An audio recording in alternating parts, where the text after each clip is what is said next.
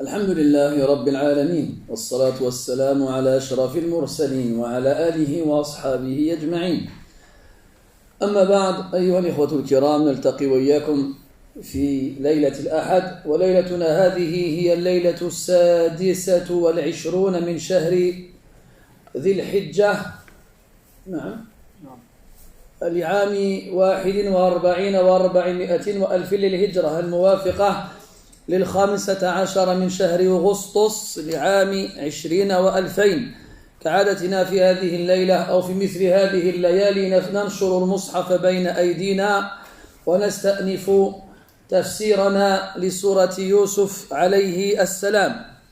وقد توقفنا في الدرس السابق عند قوله تبارك وتعالى: قال يا بني لا تقصص رؤياك.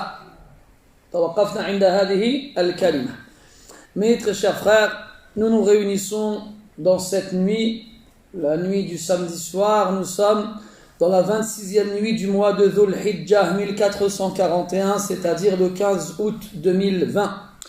Comme chaque samedi soir, nous avons l'occasion de lire ensemble le Coran et d'étudier le sens des versets. Nous sommes toujours dans le chapitre coranique relatif à l'histoire du prophète Yusuf alayhi salam, et nous nous sommes arrêtés la semaine dernière lors de la lecture du verset dont le sens est qala, il dit, c'est-à-dire Ya'qub, ya bunay, ô mon cher enfant, mon fiston, la taqussus ru'yaka, ne raconte pas ton rêve. On avait dit que ru'ya, c'était le masdar, le nom d'action du verbe ra'a, lorsqu'il s'agit d'une vision qui a lieu dans l'état de sommeil. Si par contre c'est une vision qui a lieu dans l'état d'éveil, on dit ru'ya. On avait expliqué que on peut avoir le même verbe et des masadir différents, c'est-à-dire des noms d'action différents en fonction du sens donné au verbe. On avait vu ça avec le verbe bara, yabri, barian, wa burian, wa bira'a. C'est le même verbe et pourtant le masdar il va différer en fonction du sens qu'on donnera au verbe. Bara, barian, c'est vouloir. Wa bara, burian, c'est transgresser, agresser. Et bara, bira'an, se prostituer. Ici on avait vu ra'a, ru'yatan, une vision en état de sommeil. Ra'a, ru'yan, en état d'éveil. Ra'a, ru'yan, en état de sommeil. Et ra'a, ra'yan, avoir un avis, une opinion, et ainsi de suite. Donc ici, Ya'qub alayhi salam, il interdit à Yusuf de raconter ce qu'il a vu en rêve. À qui? La taqussus ru'yaka ala ikhwatik. Il الآن, jusqu'à présent, la nadri anna li Yusufa ikhwa. Jusqu'à présent, depuis le début de la sourate, on ne sait pas que Yusuf a des frères. وقد مر معنا ذكر رؤيا. On a vu ensemble le contenu de son rêve.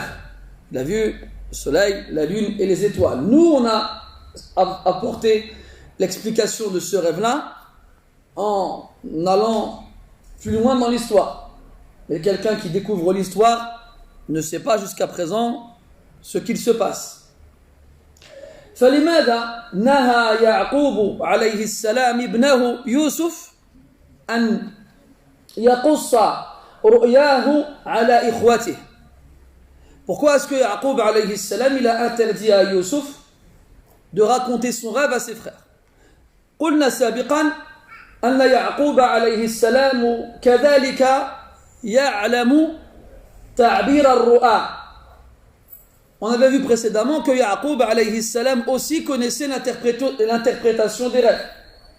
إذا تبين له ما سيحدث في مستقبل بعيد أم قريب من رفع شأن يوسف على سائر إخوته بل على سائر أفراد أسرته.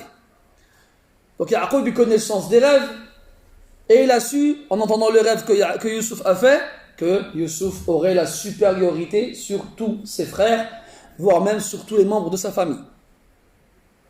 Et là, al-mutabadiru ila dhihni أن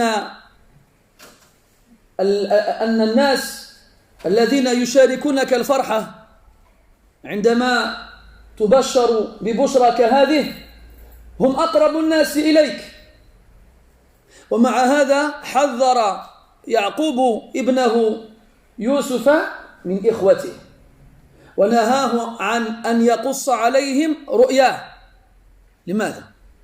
Normalement, lorsque on t'annonce une bonne nouvelle, les gens qui vont partager avec toi la joie de cette bonne nouvelle-là sont les gens qui te sont le plus proches, en temps normal.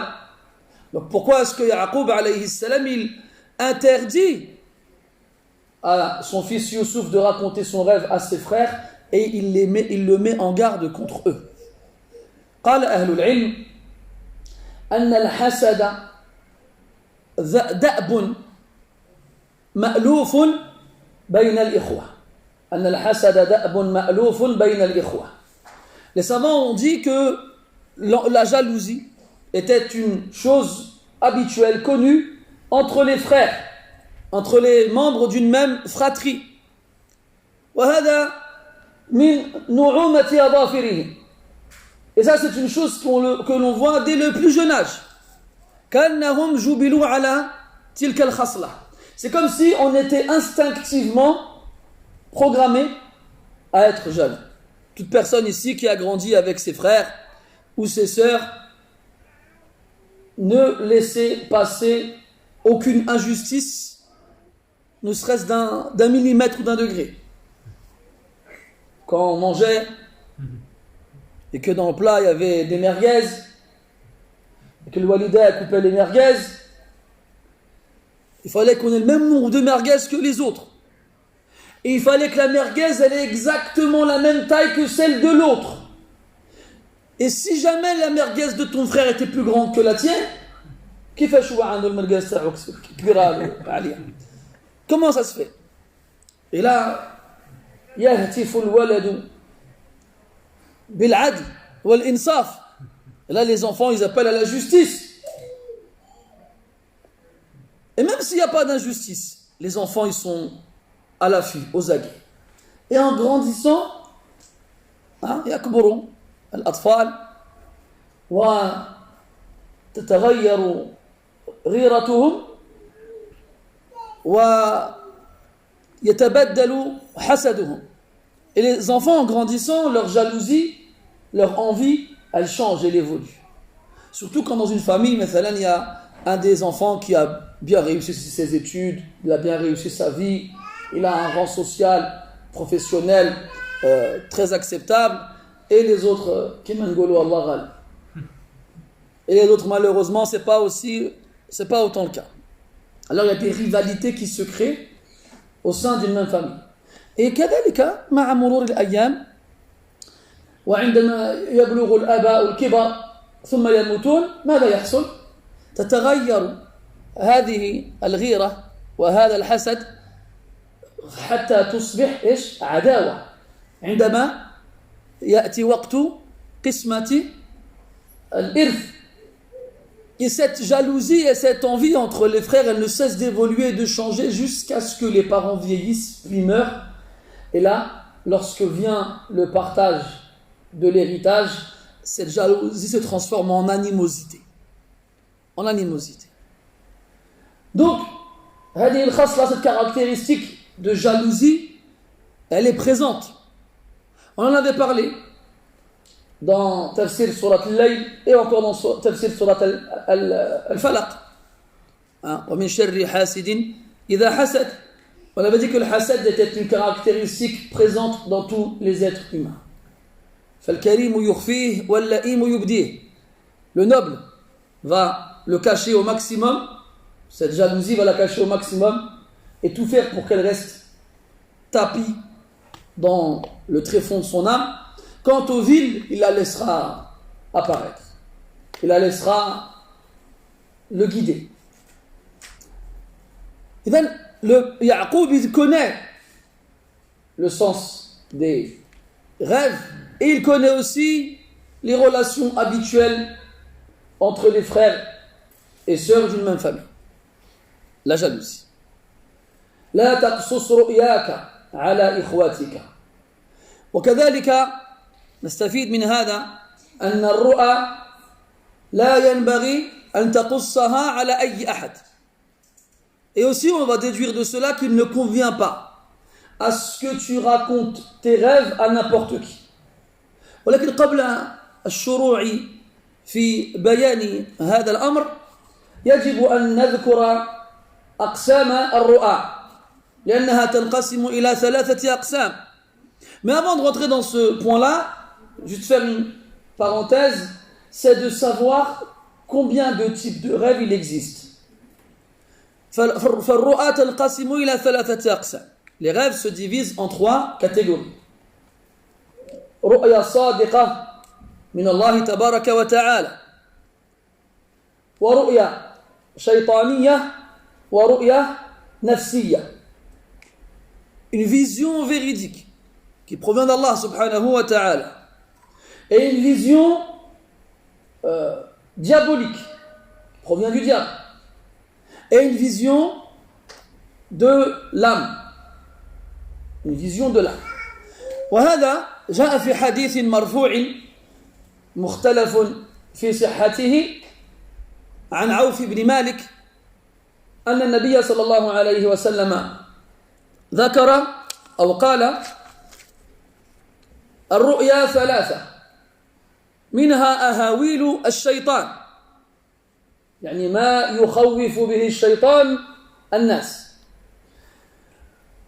ليحزن ابن آدم أو ليحزن ابن آدم, يجوز الوجهان. ومنها ما يهم به في يقظته فيراه في منامه من نفسه. ومنها جزء من 46 جزءا من النبوة, وهي من الله عز وجل, وهي التي تصدق. Donc dans un hadith rapporté par Auf ibn Malik radiyallahu anhu, d'après Ibn Majah, le prophète sallallahu alayhi wa sallam a dit: les rêves sont de 3 types. Un type qui provient du diable afin d'effrayer et d'attrister les fils d'Adam. Et un type qui provient des envies, des soucis, des désirs de la personne lorsqu'elle est réveillée, jusqu'à les voir en rêve. Ça vient de toi. Et enfin, une partie qui est une partie de 46 parties de la prophétie. De 46 parties de la prophétie. C'est-à-dire que ce sont des visions véridiques qui vont se réaliser. لماذا كانت الرؤيا الصالحة جزءا من 46 جزءا من النبوة? Pourquoi est-ce que la vision véridique est une partie de 46 parties de la prophétie? Si on divise 46 par 2, on va arriver à 23. Et 23, c'est le nombre d'années dans lesquelles le prophète a reçu la révélation alayhi salatu wassalam. Il a commencé à recevoir la révélation à 40 ans. Et il est mort à 63 ans, 23 ans. Et Aïcha radiyallahu anha, elle nous dit que 6 mois avant le mois de Ramadan, où le prophète a fait sa première rencontre avec Jibril alayhi salam, il commençait à faire des visions véridiques. Il voyait des rêves qui se réalisaient au matin. Et donc, les savants ont dit de ce hadith que chaque partie de la prophétie s'étend sur une demi-année, sur 23 ans. Et que la première partie de ces 46 parties, c'est Ar-Ru'ya As-Sadiqa. Et c'est celle qui subsiste après la mort du prophète alayhi salatu wassalam. Donc il y a 3 types de rêves. Et à partir de là, كثير من الناس يرى رؤيا في منامه ثم يصحو ويسعى إلى كل من هب وذب ليفسر له رؤيته وبذلك يكون قد أخطأ خطأين. Beaucoup de gens ils font des rêves et lorsqu'ils se réveillent, ils se précipitent vers n'importe quelle personne pour lui raconter son rêve et pourquoi pas cette personne-là lui explique le sens du rêve. Et ainsi, il aura fait 2 erreurs. الخطأ الأول أنه يظن أن كل رؤيا يراها يصح أن تعبر وليس الأمر كذلك. Première erreur, le fait qu'il croit que n'importe quel rêve qu'il fait peut être interprété. C'est une erreur. Parce qu'on vient de voir qu'il y a 3 types de rêves. جاء في الحديث أن رجلا رأى في المنام أن رأسه سقط من بين كتفيه وتدحرج على الأرض فذهب إلى النبي صلى الله عليه وسلم يقص عليه رؤياه فأعرض عنه النبي صلى الله عليه وسلم ولم يقل له شيئا ثم بعدما فرغ من صلاته عليه الصلاة والسلام جمع الناس وقال لهم أيها الناس فيما معناه إذا لعب الشيطان بأحدكم فلا يحدث به أحدا فهذه الرؤيا إنما هي كيد من مكائد الشيطان يلعب بها أو يلعب بها بابن آدم. Il y a un hadith authentique dans lequel un homme a rêvé que sa tête tombait d'entre ses épaules et roulait par terre. Et il a été voir le prophète alayhi salatu wassalam pour lui raconter et en espérant avoir une interprétation à ce rêve-là. Et le prophète sallallahu alayhi wa sallam l'a ignoré et ne lui a pas répondu. Un peu plus tard, après la prière, il a réuni les gens et leur a dit « Ô vous, les gens, lorsque le diable joue avec l'un d'entre vous, qu'il n'en parle à personne. Qu'il n'en parle à personne. » Donc quand tu fais un rêve du shaitan ou bien un rêve du nafs, garde-le pour toi. Ce n'est pas des rêves à raconter. D'ailleurs, aujourd'hui, c'est la mode. On a même sur Internet des gens qui expliquent les rêves. Donc comme ça, sans le vouloir, on commence à apprendre des symboles et des sens. Parmi les sens qui sont connus, suqut al-asnan, les dents qui tombent quand tu rêves. Donc ce qui est connu chez al-mufassirun al-ahlam, ou mufassirun al-ahlam, ceux qui interprètent les rêves, c'est que quand tu rêves que tes dents elles tombent, c'est que quelqu'un dans ta famille va mourir, quelqu'un de proche. Et là, c'est un rêve que les gens ils font beaucoup. Mais le problème, c'est qu'on a très souvent des problèmes de dents. Moi, on m'a déjà appelé plusieurs fois à ce sujet-là. J'ai rêvé que je perdais des dents. Qu'est-ce que ça veut dire?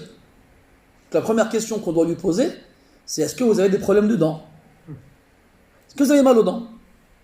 Est-ce que vous avez des caries? Est-ce que vous avez été chez le dentiste dernièrement?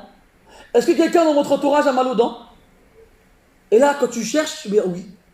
Soit cette personne directement a des problèmes dentaires, ou bien soit dans son entourage, il y a quelqu'un qui a des problèmes dentaires. Et avec qui elle a parlé de dents. Donc ça, a'rid an hada. C'est pas un rêve pour toi, ça. يحكى أن ملكا من الملوك رأى في المنام أن أسنانه كلها سقطت فأمر بمعبر للرؤى أن يحضر أو أن يحضر فأحضر بين يديه فحكى عليه رؤياه فقال له المعبر سيموت جميع أفراد أسرتك وتبقى لمفردك فساءه سماع هذا التعبير واستشاط غضبا فأمر بالمعبر فألقي في السجن ثم دعا معبرا آخر وبلغ ذلك المعبر ما جرى للمعبر الأول فلما سمع رؤيا الملك قال له المعبر أبشر أيها الملك بطول العمر فأنت آخر أهلك موتا فتعجب الملك وكاد يطير فرحا وأمر بأعطية لهذا المعبر للبشرى التي بشره بها. On raconte qu'un roi a rêvé qu'il perdait toutes ses dents. Alors il a ordonné qu'on lui fasse venir un interprète de rêve. L'interprète arrivé, le roi lui raconte son histoire et l'interprète lui dit, avec un ton solennel, toute ta famille va mourir et tu resteras tout seul. Et là, le roi, il entend une chose pareille, il est triste, ça lui fait mal d'entendre une chose pareille, et ça le met en colère. Quoi? Jetez-le en prison. Et alors, le pauvre interprète s'est retrouvé dans un cachot. Puis le roi, insatisfait de cette interprétation, demanda à ce qu'on lui apporte un second interprète. Mais le second interprète a eu vent de ce qui est arrivé au premier. Alors il a su comment ne pas répondre. Lorsqu'il est donc devant le roi et qu'il entend le rêve du roi, il lui dit « Réjouis-toi, bonne nouvelle, tu vas avoir une vie longue et tu seras le dernier de ta famille à mourir. » C'est la même chose. Le premier, il a dit, ils vont tous mourir, tu vas rester tout seul. Le deuxième, il a dit, tu vas vivre longtemps et tu seras le dernier à mourir. Mais c'est pas pareil. Le fond et la forme. Et là, le roi, il est content. Ah, tu fais plaisir, toi. Donnez-lui un cadeau. Et il est rentré chez lui avec un cadeau. Donc, on entend des histoires de ce genre-là et donc ça s'installe dans notre intellect. Ça y est, il est dans notre tête. On entend parler de dents, de rêves, et un jour tu fais un rêve et tu perds tes dents. Oh. Alors là tu commences à dire, ça se trouve quelqu'un va mourir dans ma famille. طيب يا أخي بهذه الرؤيا أو بغيرها أليس الناس كلهم سيموتون؟ Voilà. Mon frère, que tu rêves que tu perds tes dents ou non, les gens vont pas tous mourir. Ils vont tous mourir. Donc il ne faut pas se préoccuper de ce genre de rêve. C'est comme Wahad une fois il m'a raconté, j'ai rêvé que mes dents étaient toutes en or. Je t'ai pas vu un clip de rap américain, toi?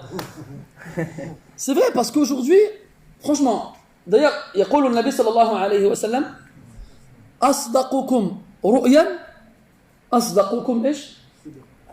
حديثا. Ceux d'entre vous dont les rêves sont les plus véridiques sont ceux d'entre vous dont les mots sont les plus véridiques, qui ne mentent pas. Ça, c'est la première des choses, ça. La vision pieuse, elle ne vient pas de n'importe qui. Vous allez me dire, mais dans l'histoire de Youssouf, les deux hommes en prison, c'est pas des pieux. Et le roi, c'est pas un pieux. On en reparlera à ce moment-là, Inch'Allah. T'inquiète pas, on a tout prévu. Lakin, al-qadiyya, c'est que nous aussi, al-akhlaq allati tamtaziju fi al-adhan. Vous savez, dans notre tête à nous, dans notre esprit, il y a plein de mélanges. Billah alaykoum, mes frères. On a vu les Gremlins, Star Wars, on a vu Ghostbusters, on a vu tout et n'importe quoi. C'est difficile de faire un rêve et de ne pas se dire que ce rêve-là, il ne vient pas d'un film de Spielberg ou bien de Van Damme. Les gens avant, ils vivaient dans des endroits où il n'y a pas d'électricité, il n'y a pas de film, il n'y a rien. Leur seule distraction, c'est de regarder les étoiles la nuit après que le soleil se soit couché. Tu m'étonnes qu'ils font des rêves kafalaqis subh. Mais non, mon frère, qu'est-ce qu'on a dans la tête? Qu'est-ce qu'on a dans la tête? Et qu'est-ce qu'on fait de nos journées? Billah alaykum ya ahbabi. هل يستطيع أحدنا أن يقول لم أكذب في مدة سنة واحدة؟ لا نقول في مدة حياته كلها. لم أكذب مرة في سنة واحدة. Franchement, mes frères, est-ce que l'un d'entre nous, il peut dire ici, je n'ai pas menti une seule fois en une année? Une année? J'ai pas dit toute ta vie. Hein. En une année. Je vous avais raconté une fois, Mohammed ibn Shihab al-Zuhri, rahmatullahi alayhi, il s'est retrouvé chez Hisham ibn Abdel Malik ibn Marwan, qui était le fils du calife. Et là, c'était aussi son frère aussi, il était calife, après la mort de son père. Et là, il y a quelqu'un qui demande à Mohammed ibn Shihab al-Zuhri, عن قوله تعالى والذي تولى كبره منهم له عذاب أليم. من هو? Dans le verset qui parle de comment dire, innocenter quelqu'un? Non, pas l'innocence, le fait d'innocenter quelqu'un. Bon, ça se dit pas? L'acquittement, non, l'acquittement, c'est pas pareil. Bon, vous avez compris. L'innocentage.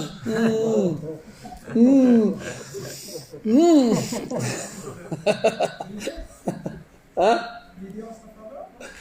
Non. Le verbe innocenter. Je t'innocente. C'est quoi le nom du verbe? Innocentage. Innocentement. C'est l'absolution. Bon, on en parlera plus tard. Donc les versets qui innocentent Aïcha radiyallahu anha de l'accusation qui lui a été portée à tort d'adultère. Radiyallahu anha. Dans ces versets, Allah il dit Walladhi tawalla kibrahu minhum, et celui d'entre eux qui sont à l'origine de cette calomnie, celui qui est à l'origine, le chef de cette calomnie, lahu adhabun ali. Il aura un châtiment douloureux. Alors il demande à Muhammad ibn Shihab al-Zuhri, man huwa? C'est qui? Et lui il répond, Abdullah ibn Ubay ibn Saloul. Et là, Hisham ibn Abd al-Malik il dit kadhabt, innahu Ali. Il dit tu mens, c'est Ali. Et là, Muhammad ibn Shihab al-Zuhri, il devient comme une étoile filante. كذبت لا أم لك والله لو نادى مناد من السماء أن قد حل الكذب لما كذبت ولم أكذب قط طيلة حياتي حدثني علقمة وسعيد بن المسيب وعروة كلهم عن عائشة أنها قالت الذي تولى كبره منهم عبد الله بن أبي بن سلول. Il entend Kadhabt, on lui dit tu mens, il s'énerve, il dit quoi? Moi je mens? Par Allah, si quelqu'un appelait du ciel comme quoi le mensonge est devenu licite, j'aurais pas menti. Et jamais de ma vie j'ai menti. Imagine-toi, jamais de ma vie j'ai menti. Après il dit Alqama et Saïd ibn al-Musayyib et Urwa, ils m'ont rapporté qu'ils ont entendu Aïcha leur dire que celui qui est à la tête de la calomnie c'est Abdullah ibn Ubay ibn Saloul. Et on dit de Muhammad ibn Shihab al-Zuhri rahmatullah alayhi ma hafiztu shay'an qattu fanasituh. Jamais j'ai appris une chose et je l'ai oubliée. Jamais. C'est pas des coïncidences. C'est pas des coïncidences. Iden, toi tu fais des rêves. Ton nefs il est rempli de humum, de soucis, d'inquiétudes, d'envie, de désirs. Ensuite, il est pollué par tout ce que tu vois tous les jours.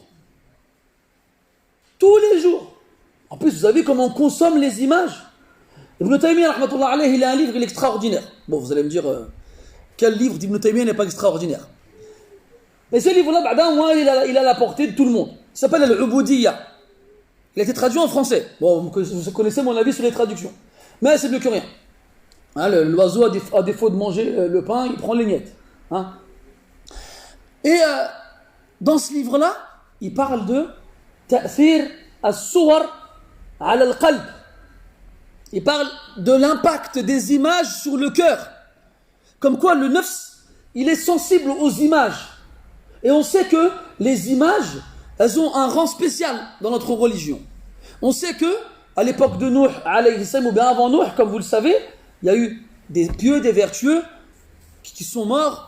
Puis Shaitan il leur a dit pour ne pas les oublier, faites des statues. Puis après ils les ont dessinés sur les murs. Et jusqu'à ce qu'ils oublièrent qui ils étaient et pourquoi ils étaient là. Et on leur a dit, il s'agit de divinités que vous devez adorer en dehors d'Allah. On sait que le prophète sallallahu alayhi wa sallam nous a informé que ashaddu nasi azaban yawm al-qiyamah al-musawwirun, que les gens les plus châtiés le jour de la résurrection sont ceux qui représentent les êtres doués d'âme. Comme il nous a informé alayhi salatu wassalam que les anges ne rentrent pas dans une demeure où se trouvent des représentations d'êtres vivants. Comme il a ordonné à Ali radiyallahu anhu, il lui a dit la tada' suratan illa tamastaha wa la qabran mushrifan illa sawaytah. Il a ordonné à Ali radiyallahu anhu d'effacer toute image qu'il trouverait. Donc on voit à travers ces textes-là, il y en a d'autres encore, que les images, elles sont dangereuses pour le nefs.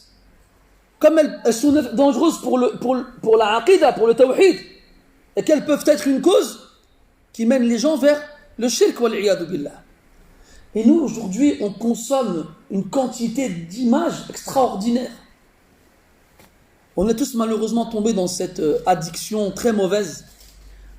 Le soir avant de dormir, on prend le téléphone une dernière fois. Je suis قبل ما الناس. Voilà. Un petit peu avant de dormir. Et puis on a tous nos réseaux particuliers. Il y en a qui vont sur WhatsApp, il y en a qui vont sur Twitter, il y en a qui vont sur Facebook et puis ils font défiler le fil d'actualité. Regarde l'heure, minuit moins quart, allez jusqu'à minuit. Et puis يطلع وما شعرش من غير أن يشعر il est 1h du matin. Sans s'en rendre compte, il est 1h du matin. Pour garder quoi? Des chiens qui jouent au frisbee. Un reportage qui prétendrait que les Mayas étaient des extraterrestres qui viendraient de Jupiter. Rien du tout d'intéressant ou d'utile. Rien. Du gâchis. Donc tu te remplis la tête de n'importe quoi avant de dormir. Et après tu dors. Et après tu te vois en train de te faire courser par une soucoupe volante qui ressemble à un frisbee. Et tu te réveilles le matin et tu te dis, oh subhanallah, le rêve que j'ai fait, je vais aller demander. Donc on a 3 rêves. Ça c'est le rêve du nafs. Après on a dit le rêve du shaitan. Ahawin al-shaitan liyahzun ibn Adam ou liyuhzin ibn Adam. Pour les frayeurs lancées par le diable pour attrister le fils d'Adam, pour le rendre triste. جاءت السنة بوصايا عديدة لمن رأى رؤيا أفزعته. La sunna du prophète sallallahu alayhi wa sallam, le prophète nous a dit ce qu'on devait faire lorsque l'on voit un rêve qui nous effraie. Il y a beaucoup d'ahadiths. لخصنا تلك الأحاديث في نقاط 5 أو 4. أول ما ينبغي أن تفعله عندما تقوم فزعا من منامك بعد أن رأيت ما أفزعك وأساءك أن تستعيذ بالله عز وجل 3 مرار. La première des choses à faire, lorsque tu es réveillé subitement par un cauchemar, quelque chose qui t'a effrayé, c'est de chercher refuge auprès d'Allah. Tu dis أعوذ بالله من الشيطان الرجيم 3 fois. ثانيا أن تتفل عن يسارك 3 كذلك. والتفل هو نفث ممزوج بريق ويختلف عن البصاق فبون شاسع بين الأمرين. Deuxième chose, de crachoter légèrement sur ta gauche 3 fois aussi. Et quand on dit crachoter, c'est pas cracher. Crachoter, c'est souffler avec un peu de salive. Donc c'est plus un souffle qu'un crachat. 3 fois sur sa gauche. Il y en a qui disent 3 fois sur sa gauche en basant sur le hadith de la prière. D'autres disent 3 fois sans préciser si c'est à gauche ou à droite. Parce qu'ils disent que la gauche, c'est par rapport à la prière où on nous a interdit de cracher à droite. Donc tu craches 3 fois. ثالثا أن تتحول عن جنبك إلى جنبك المعاكس. Troisième chose, que tu changes de côté. Si tu t'es réveillé avec sur le côté droit, mets-toi sur le côté gauche. Si tu t'es réveillé sur le côté gauche, mets-toi sur le côté droit. رابعا أن تقوم وتصلي. أن تقوم وتصلي. Que tu te lèves et que tu pries. وخامسا ألا تحدث بتلك الرؤيا أحدا. Et enfin dernièrement, que tu n'en parles à personne. Là aussi, grosse erreur qu'on fait. في الحديث الأخير يقول لا يحدث بها أحدا فحينئذ لن تضره. Qu'il n'en parle à personne et ainsi elle ne le nuira pas. Elle ne lui fera pas de mal. يفهم أنه لو حدث بها أحدا ربما ضرته. Et on va comprendre de cela que s'il en parle à quelqu'un, peut-être qu'elle lui sera nuisible. Et nous, on n'a pas de retenue là-dessus. Oh, j'ai fait un rêve, j'étais dans un film d'horreur. Les films d'horreur. Je suis obligé d'entendre. Pourquoi vous vous faites du mal? Pourquoi vous faites du mal à vos enfants? Parce que les gens aujourd'hui disent l'adrénaline, j'aime bien les films d'horreur. J'ai même vu un reportage, j'ai lu un article qui disait que l'adrénaline que tu sécrètes quand tu regardes un film d'horreur, elle t'aide à brûler des calories. En gros, tu maigris, quoi. Et comme les gens aujourd'hui veulent tous maigrir, ils regardent des films d'horreur. C'est plus facile de faire ça que de courir pendant 1 heure. Il faut te faire des pompes. Subhanallah. Et avant, j'étais un grand amateur de films d'horreur. Mon père, chez moi, on a bien les films d'horreur. C'est pas le parce que nous avez raconté l'histoire. Hein. Mais bon, un méchant, c'est juste. Mohim. On regardait beaucoup les films d'horreur quand on était jeunes. Je ne sais pas si pour ceux de ma génération, vous vous souvenez des Jeudis de l'angoisse sur M6 ? Je te rappelle, Jamel. Sur M6, il y a le jeudi soir, ils mettaient des films d'horreur. Tous les jeudis. Mohim. Mais regardez comment on alimente notre esprit. L'âme, c'est comme la surface d'un lac. S'il n'y a rien qui vient perturber l'eau, elle est aussi claire qu'un miroir. Tu peux y voir ton reflet sans aucune difficulté. Jette-y un grain de riz, un seul grain de riz. Et là, tu as des vibrations qui vont se créer au contact du grain de riz avec l'eau. Jette-y une pierre, il y aura encore plus de vibrations. Jette-y un rocher. Non, ce n'est pas un rocher qu'on y jette, c'est une pluie de montagne. Déjà, le prophète sallallahu alayhi wa sallam nous interdit de nous effrayer les uns les autres. Nahana an yufzi'a ba'duna ba'da. La yurawwi'u mu'minun mu'mina. C'est interdit, shar'an, c'est interdit ça. De s'effrayer les uns les autres. Des fois, ils font des blagues. Ils se cachent dans le noir, dans la chambre. Il attend que son frère rentre. Puis d'un coup, il sort comme ça, et puis l'autre, il saute en l'air. Et après, il rigole, c'est marrant, après, ils mettent ça sur Internet. Et les gens regardent ça, ils rigolent aussi, puis ils envoient ça à leur contact. C'est interdit, ça. C'est interdit. Sans parler des répercussions que ça a sur ton nafs. Sans en parler. Et nous, nas'a wara'a dhalik, ka'annana nuridwa. Nous, on court après ça comme si on le voulait. Là, il y a des choses. Ne regardez pas des films d'horreur. Je vais même aller plus loin, ne regardez pas de films. Et on va se dire, ouais, mais après, t'abuses quand même, on a payé Netflix. Ben, regarde des documentaires. Regarde, je sais pas, qu'est-ce que tu proposes? On sait tous au fond de nous que ces choses-là sont nocives. On le sait tous. Mais le nafs, il est fort. Inna nafsa la ammaratun bis-su'. On en reparlera de ce verset, il est dans Surat Yusuf. Et n'oubliez pas que le paradis, il est encerclé par ash-shahawat, par les désirs. Par les désirs. Il est encerclé par al-makari, les choses que le nafs il déteste. Et que l'enfer, il est encerclé par ash-shahawat, par les désirs. Ala kulli hal. Donc quand on fait un rêve de ce genre-là, on n'en parle à personne. Tu te réveilles comme dans les films d'horreur, justement. Avec la respiration accélérée, avec des gouttes de sueur qui perlent sur ton front. Tu regardes la fenêtre, sous ton lit. C'est jamais il y a un clown qui sort.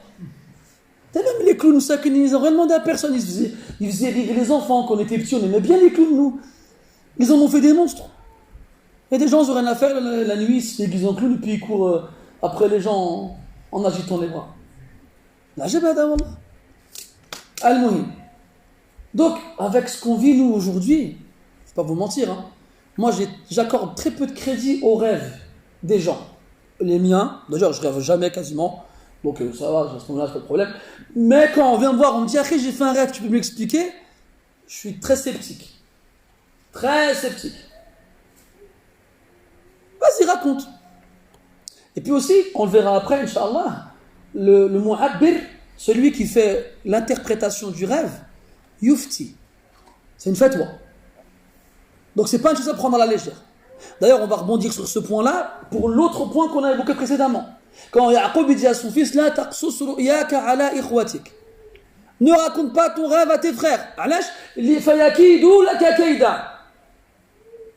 On va dire après, ils vont manigancer contre toi.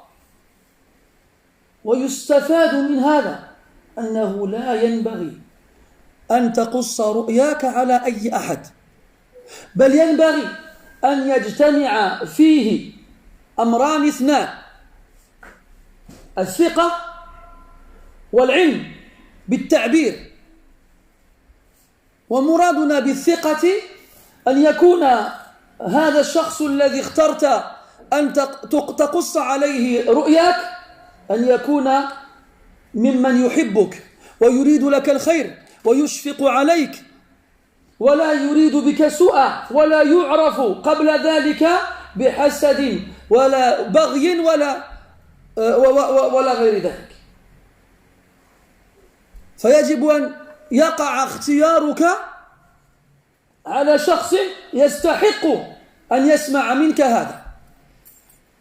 والأمر الثاني يجب أن يكون ذلك الشخص عالما بأصول تعبير الرؤى. قيل للإمام مالك رحمه الله تعالى: أيعبر الرؤى كل أحد؟ فغضب الإمام رحمه الله تعالى وقال: أبالنبوة يلعب، بناء على أن الرؤيا الصادقة جزء من 46 جزءا من النبوة. فغضب رحمه الله تعالى ولم يسمح بذلك. Autre chose d'ailleurs importante concernant les rêves, dans l'occurrence, ça se dit dans l'occurrence, dans l'éventualité où tu ferais un rêve qui laisse transparaître un semblant de véracité, tu ne dois pas le raconter à n'importe qui. Quand Yaqub il interdit à son fils d'en parler à ses frères, c'est pas pour rien. Il ne faut pas le raconter à n'importe qui. Tu dois bien choisir la personne à qui tu vas le raconter. Et cette personne-là doit avoir en elle 2 caractéristiques essentielles. La première, c'est que ce soit une personne de confiance. Et quand on parle d'une personne de confiance, c'est quelqu'un, tu sais qu'elle t'aime, elle t'apprécie, réellement, sincèrement. C'est quelqu'un qui te veut du bien, quelqu'un qui n'est pas connu pour manigancer derrière toi ou te détester. Quelqu'un qui a de la compassion pour toi et qui va être heureux si une bonne nouvelle t'est annoncée et qui va te prévenir et te mettre en garde si une mauvaise nouvelle t'est annoncée. Première chose.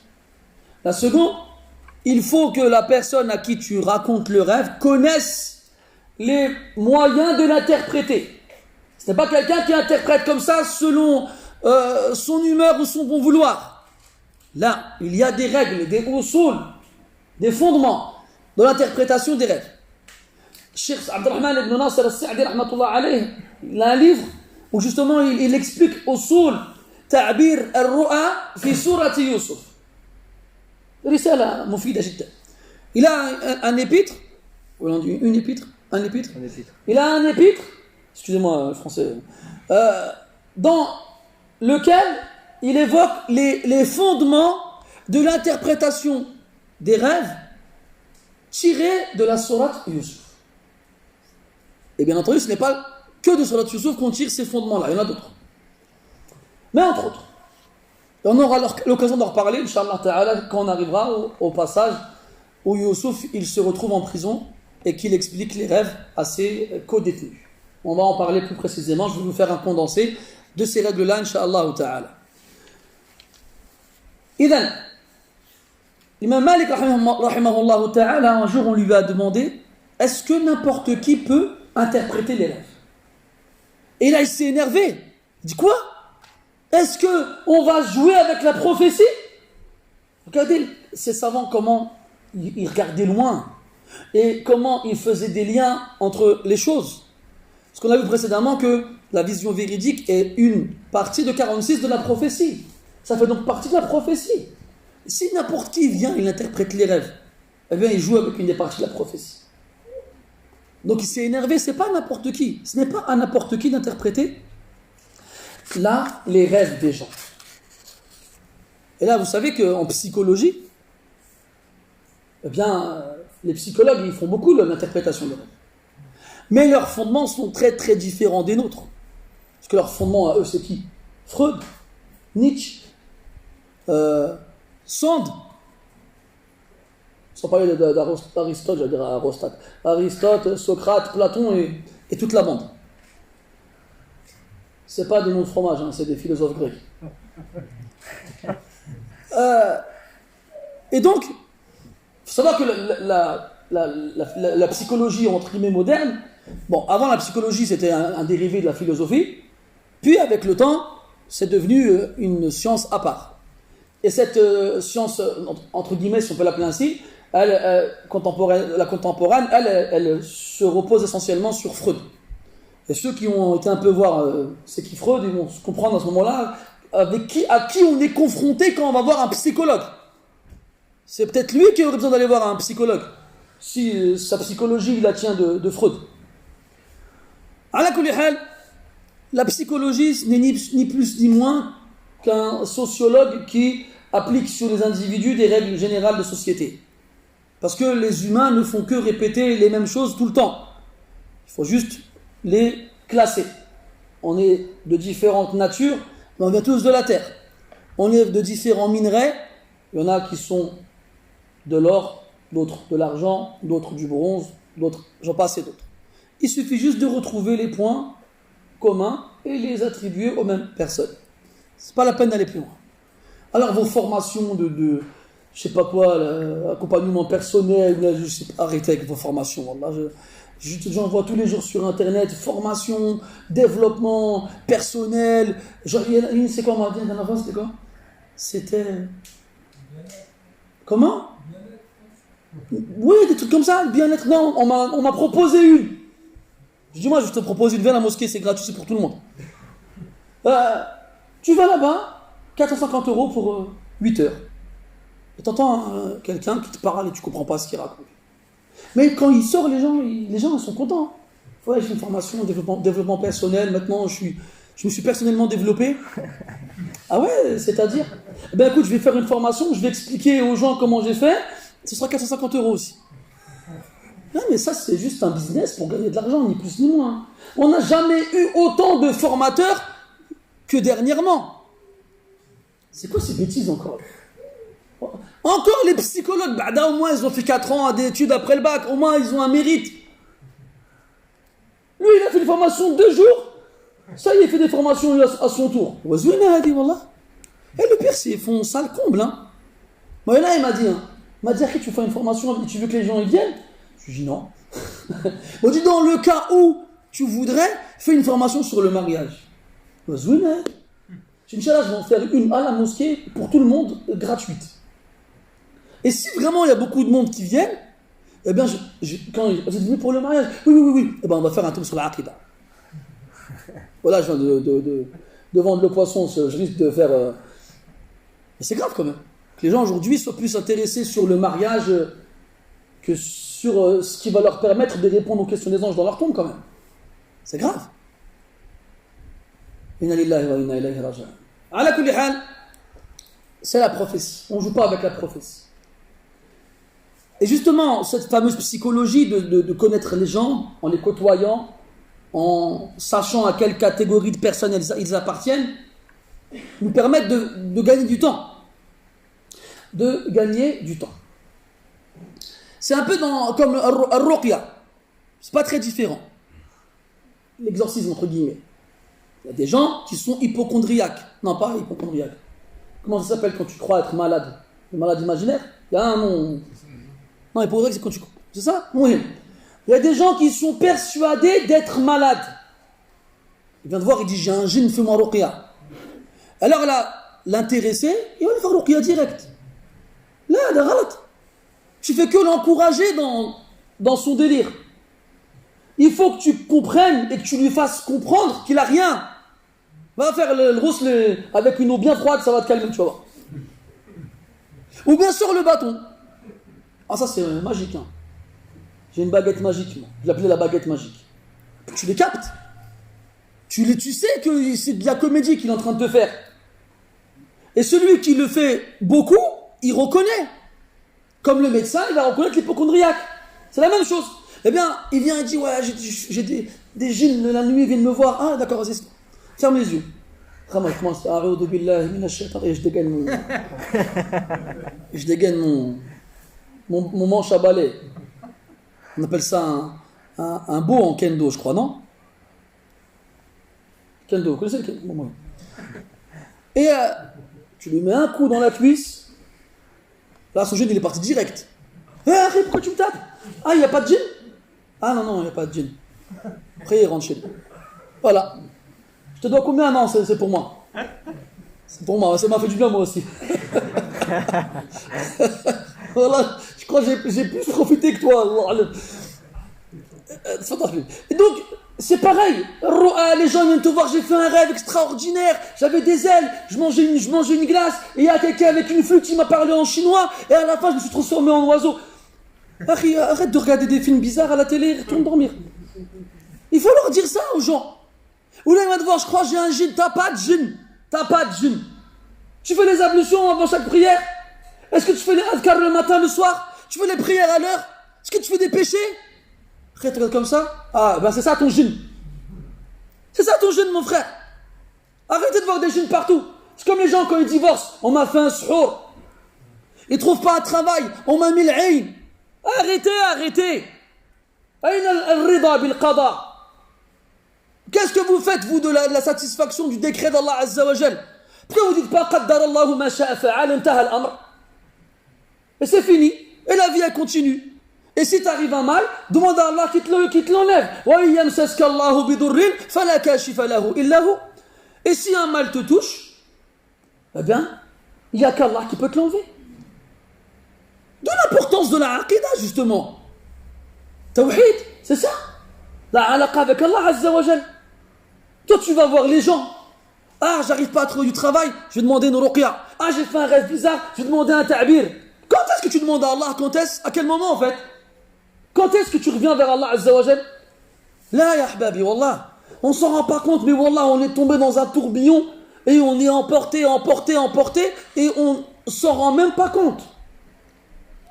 Donc quand tu fais un rêve, avant de te précipiter, d'abord, regarde, c'est quoi le rêve? Est-ce que c'est un rêve de ton nafs? Est-ce que tu pensais à quelque chose te préoccupait? Tu as regardé quelque chose à la télé? Ou bien tu as parlé de quelque chose et ça s'est retrouvé dans ton rêve? Tu le mets de côté. Est-ce que c'est pas un rêve de shaitan? Quelque chose qui t'a mis mal à l'aise? Qui t'a effrayé? Qui t'a inquiété? Mets-le de côté. Par contre, tu vois un rêve qui n'appartient ni au premier ni au second. Et tu te lèves et tu es intrigué. Pas effrayé ni attristé. Tu es intrigué. C'est étrange. Je me demande si ça veut dire quelque chose. Alors à ce moment-là, va voir les bonnes personnes. Et demande aux bonnes personnes. Pour la faïda, At-Tirmidhi rahimahullah ta'ala en Shama'il, il a clôturé son livre avec 2 chapitres. L'avant-dernier, c'est justement les hadiths au prophète sallallahu alayhi wa sallam, celui qui m'a vu en rêve, faqad ra'ani haqqa, fa inna ash-shaytana la yatamathalu bi. Celui qui m'a vu en rêve, il m'a réellement vu, car le diable ne prend pas mon apparence. Pourquoi est-ce qu'il a mis ça comme avant-dernier chapitre, après avoir mis je ne sais combien de chapitres dans lesquels il décrit le prophète sallallahu alayhi wa sallam physiquement et moralement? Comme ça, quand tu connais le prophète comment il est physiquement et moralement, et que tu vois en rêve quelqu'un qui correspond aux caractéristiques étudiées, tu sais que c'est le prophète alayhi wa sallam. Et donc tu comprends que si le diable ne prend pas l'apparence du prophète sallallahu alayhi wa sallam, il peut prendre l'apparence d'un arabe classique avec une barbe, un turban et autres, et te dire que je suis le prophète. Et très souvent, des gens ils viennent te voir et disent j'ai vu le prophète. Ah ouais, il ressemblait à quoi? Il avait une longue barbe blanche. Faux. Pourquoi tu n'avais pas une barbe blanche? Ah ouais, alors il avait les dents, comment dirais-je, droites. Est-ce qu'il y avait un écart entre les dents du milieu? Non, c'était pas le prophète. Ou bien il avait, c'était pas le prophète. Ah bah voilà. Et le dernier chapitre, ou du moins les 2 derniers athars, c'est pas un des chapitres, c'est 2 athars, donc c'est le dernier chapitre en fait tout à l'heure, c'est Inna hadha al-ilma dinun falyanzur ahadukum amma ya'khudhu dinah. Cette science est une religion, que l'un d'entre vous regarde de qui il prend sa science ou sa religion. Et pourquoi est-ce qu'il a mis ça à la fin? Pour que tu n'ailles pas voir n'importe qui pour lui demander de t'expliquer le rêve. Pour lui demander de t'expliquer le rêve. Donc, quand tu fais un rêve, la première des choses à faire, c'est de savoir est-ce que c'est une vision véridique ou non. Et remets-toi en question. Souviens-toi, ceux d'entre vous dont les rêves sont les plus véridiques sont ceux parmi vous qui sont les plus véridiques. Est-ce qu'on est véridique? Moi, en tout cas, je ne peux pas le dire. Je ne peux pas dire que je suis véridique. C'est sûr. C'est pour ça que mes rêves, je ne fais pas attention. Moi, quand je me réveille le matin, j'ai fait un rêve. Entre le temps où je me lève et puis je suis dans la salle de bain, je l'ai déjà oublié. Vous savez, Mcha. Après, plus tard, je crois que j'ai fait un rêve cette nuit. J'essaie de m'en souvenir et je m'en souviens plus. Là, on verra parmi les signes des rêves véridiques, c'est que ils sont clairs. On les oublie pas. Moi, le peu de fois de ma vie où j'ai fait des rêves véridiques, je les oublierai jamais, ces rêves-là. Et jusqu'à aujourd'hui, au moment où je vous en parle, je les vois. Je m'en rappelle. C'est comme si tu les vivais. Même un rêve comme ça qui apparaît tel un mirage à l'horizon, on appelle ça en français un songe. Comme un mirage. Donc ça n'a pas de valeur, ça ne vaut rien, ça. Al-Muhim. Aussi, من الأسباب التي تجعلك أو توجب عليك أن تختار الرجل أو المرأة المناسب لتقص عليه رؤياك أن جاء في الحديث عن أبي رزين العقيلي رضي الله عنه أن النبي صلى الله عليه وسلم قال في معنى الحديث أن الرؤيا معلقة برجل طائر برجل طائر ما لم يحدث بها صاحبها فإذا حدث بها وقعت فلا تحدث بها إلا عاقلا أو محبا أو ناصحا. Dans le hadith, le prophète sallallahu alayhi wa sallam, que le rêve que tu fais, il est accroché au pied d'un oiseau, d'un objet volant. Tant que tu n'en parles pas, si jamais tu en parles et qu'on te l'explique, alors il se réalisera comme on te l'a expliqué. Donc n'en parle qu'à aliman, quelqu'un qui connaît les règles de l'interprétation. Habiban, quelqu'un qui t'aime, qui veut ton bien. Pourquoi? Parce qu'il te l'interprétera de la façon la plus positive possible. Et ça aussi on en parlera après, Inch'Allah. Aw nasiha, quelqu'un qui est franc avec toi. Là, il y a Roshuk, il ne va pas te trahir. Il y a une bonne nouvelle dedans, il va par justement jalousie ou haine, il ne va pas te la raconter. Il va la garder pour lui. De l'importance. Et c'est pour ça que Yaqub alayhi salam, il a dit à Yusuf, La taqsus ru'yaka ala ikhwatik. Ne raconte pas ton rêve à tes frères. وكذلك ثم قال فيكيدوا لك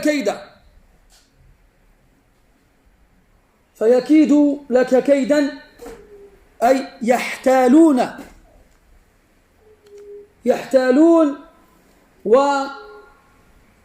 ويدوكون ويخوضون في أمر يحصلون به على إساءتك أو أشد من ذلك كالإهلاك كما سيمر علينا لاحقا إن شاء الله تعالى.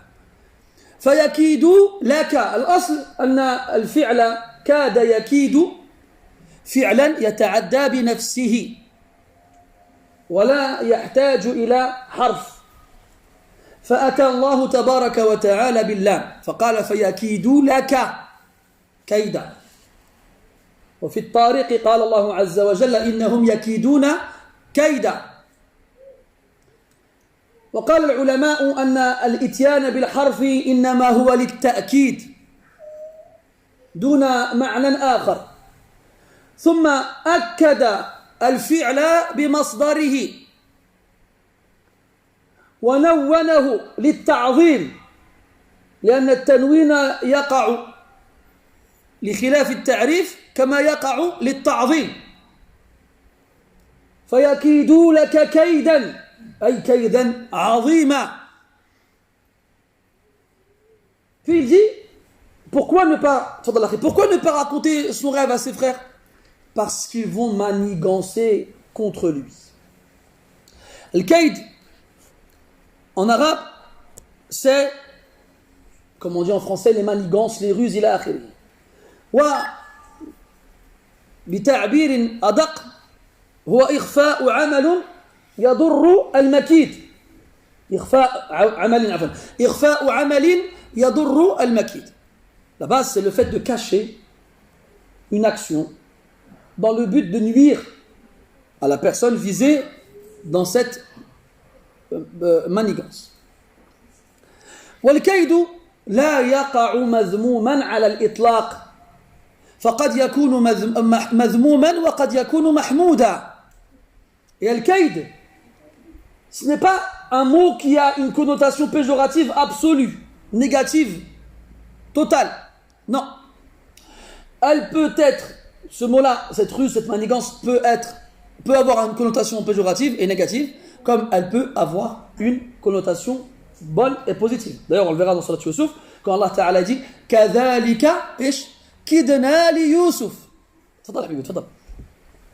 Quand Yusuf il va user d'un stratagème pour récupérer son petit frère, sans que ses frères ne s'en rendent compte. Allah il va dire « Kadhalika kidna li Yusuf » Et dans Tariq, « Innahum yakiduna kayda wa akidu kayda » Donc Allah Azza wa Jal, il a dit « Et moi aussi » je vais faire le kayd. Après, on rentrera plus tard dans ce qu'on appelle sifat ou muqabala dans sifatullah azza wa jalla. Quand Allah Ta'ala il répond à une action par une action entre guillemets de même type ou de même nature, et bien entendu quand elle viendra d'Allah Ta'ala elle sera différente que lorsqu'elle vient de l'autre. C'est comme quand Allah Ta'ala dit wa yamkurun wa yamkurullah, ou bien quand Allah Ta'ala dit innama nahnu mustahzi'un Allahu yastahzi'u bihim فيسخرون منهم سخر الله منهم. Ça c'est ce qu'on appelle sifat al-muqabala. C'est des attributs d'Allah Azza wa Jal en contrepartie. D'accord, en réponse de l'attribut de même nature, mais pas de même façon. Ça c'est un bab connu dans l'asma wa sifat. Ala kulli hal. Donc ici Al-Kayd, on a dit, c'est pas forcément quelque chose de négatif. Dans le Coran, on a des passages qui indiquent que le Kayd n'est pas forcément positif, surtout quand il vient de la part d'Allah Azza wa Jal ou d'un prophète comme Yusuf alayhi as-salam. فَيَكِيدُوا لَكَ كَيْدًا. Donc on a dit le Kayd chez les Arabes, c'est le fait de cacher quelque chose dans le but de nuire à quelqu'un. Puis il finit en disant إِنَّ الشَّيْطَانَ لِلْإِنسَانِ عَدُوٌّ مُبِينٌ. Certes, le shaytan, le diable, est pour l'être humain un ennemi manifeste. Et on avait vu, mais donc, Inch'Allah, c'est à cause de moi que vous voulez faire tous les allusions comme ça, quoi. On avait vu dans le Coran que à partir du moment où Iblis a refusé de se prosterner, après qu'Allah lui ait ordonné, Allah Ta'ala a mis en garde Adam alayhi salam contre le shaytan. وقلنا يا آدم إن هذا عدو لك ولزوجك فلا يخرجنكما من الجنة فتشقى. Et nous dîmes, ô Adam, celui-ci est un ennemi pour toi et pour ton épouse, qu'il n'aille pas vous faire sortir du paradis, ainsi vous serez malheureux.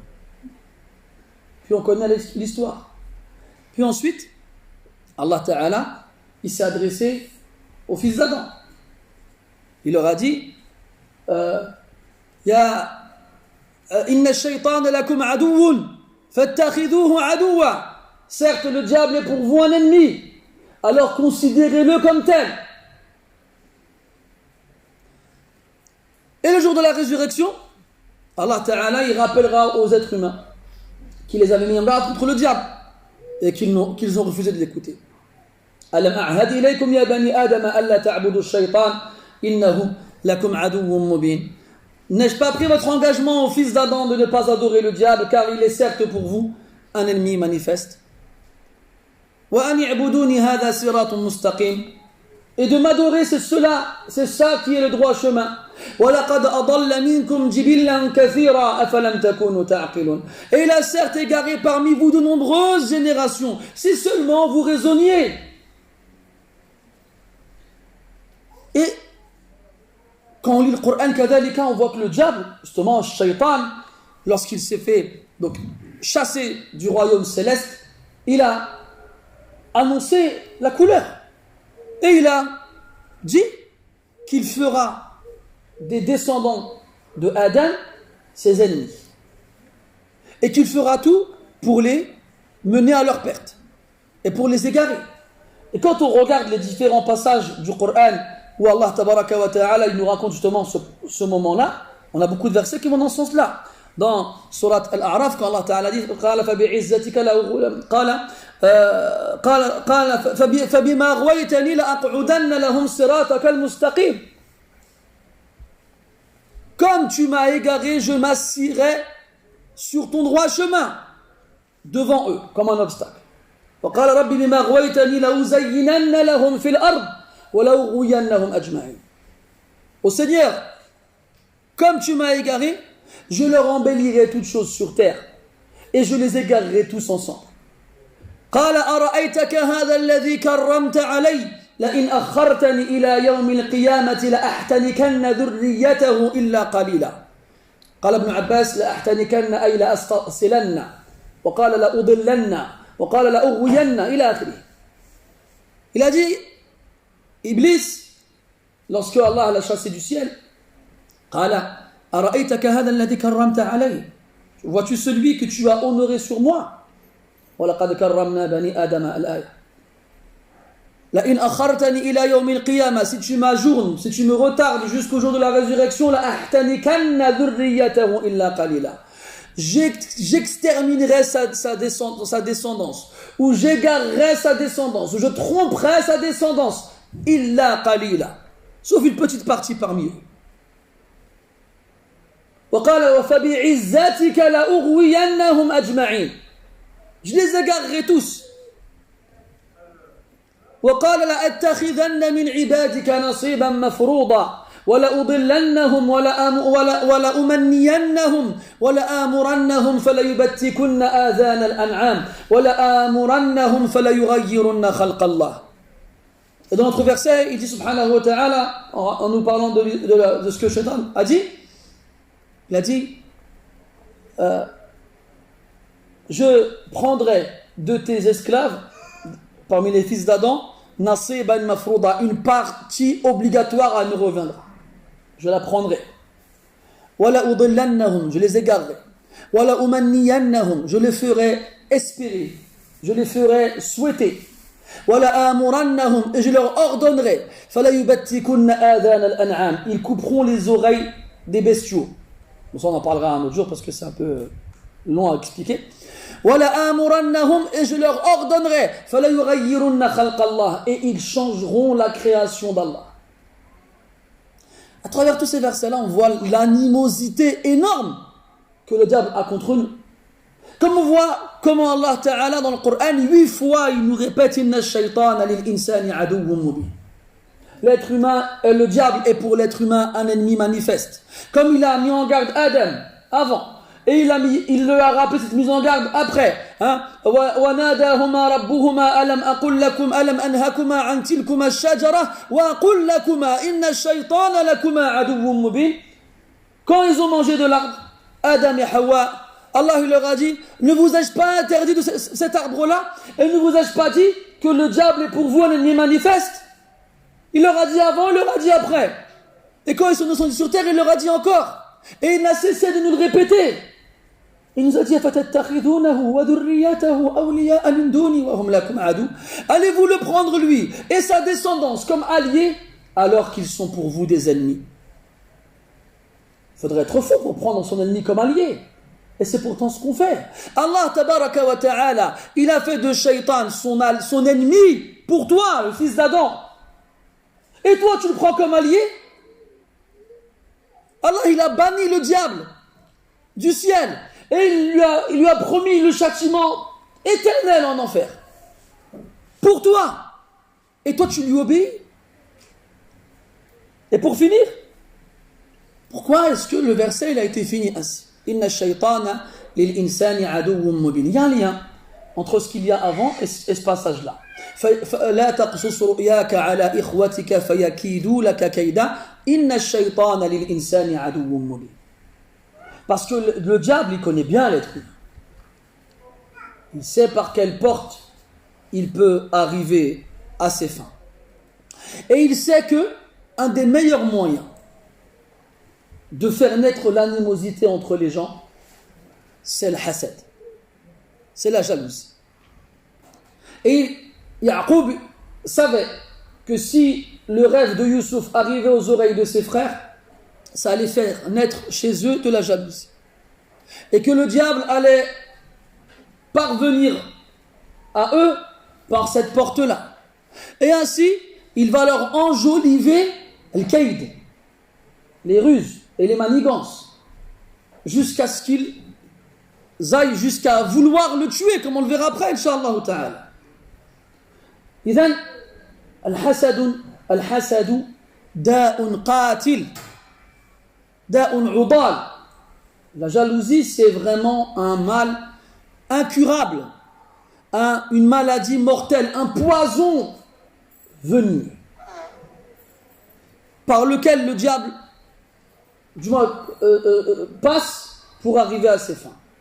Et aussi, si les frères d'une même famille sont censés s'aimer et être proches plus entre eux qu'ils ne le sont avec les autres, eh bien n'oubliez pas que min aghradi wa ahdafi shaytan an yufarriqa bayna al-mar'i wa zawjihi. N'oubliez pas que parmi les objectifs du diable, c'est de séparer l'homme ou bien la personne de celui qui lui ressemble, de celui qui est comme lui, de celui qu'il aime et qu'il apprécie. Ce n'est pas seulement son épouse, mais ton ami, ton frère, ton camarade, ton collègue, celui avec qui tu t'entends bien, avec qui tu te reconnais. Eh bien, shaytan, sayahrisu kulla al-hirsi an yufarriqa baynaka wa baynah. Le diable fera tout son possible pour t'éloigner de lui. Donc ne laissons pas le hasad nous séparer les uns des autres. Nous n'aurons fait que obéir au diable. Et nous n'aurons fait que tomber dans son piège. Là, je finirai sur un dernier point. وهو حديث رواه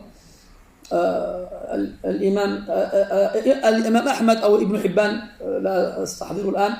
قال فيه النبي صلى الله عليه وسلم أستروا حوائجكم بالكتمان فإن كل ذي نعمة محسود. هذا حديث ضعيف لكن معناه صحيح. Et je finirai sur ce dernier point, promis c'est vite fait, c'est de ne pas raconter les bienfaits qui t'arrivent à n'importe qui. On n'a pas forcément des rêves, de choses concrètes et réelles.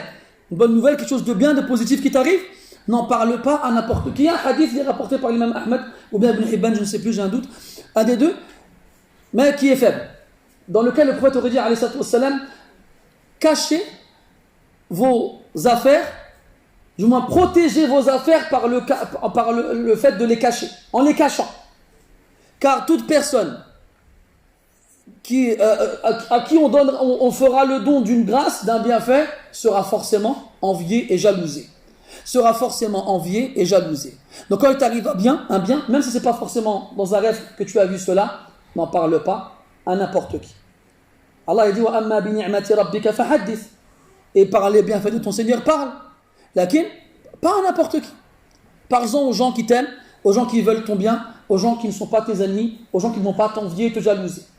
Si par contre, autour de toi, il y a des gens comme ça, ne leur en parle pas, protège tes affaires en retenant ta langue. Wallahu ta'ala a'lam. Subhanak Allahumma wa bihamdika ashhadu an la ilaha illa anta nastaghfiruka wa natubu ilayk. Sallallahu ala nabiyyina Muhammadin wa ala alihi wa ashabihi ajma'in walhamdulillahi rabbil alamin wa barakallahu fikum.